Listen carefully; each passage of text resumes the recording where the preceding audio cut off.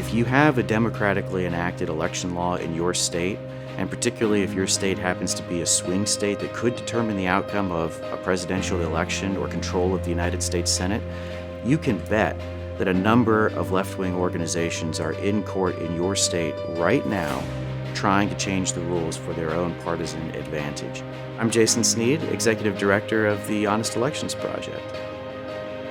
We're an advocacy and litigation organization dedicated to free and fair elections, promoting policies and helping to defend them in court that ultimately make it easy to vote and hard to cheat.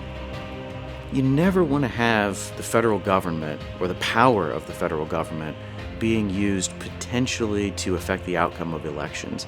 And that's certainly a concern here. When you're talking about getting federal agencies involved in get out the vote efforts, particularly when those efforts look like they might be targeted towards particular demographics that are more likely to vote for one party than the other, and it just so happens to be the party in power, that raises significant questions.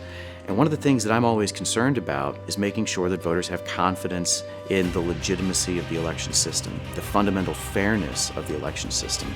And that's something that gets lost in this debate, is it's the integrity of the process.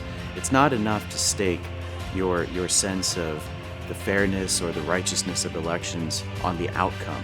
This is about making sure that we have fair rules, that those rules are followed, and then at the end of the day, it's voters who are deciding who runs our government, not lawyers in court trying to change the rules.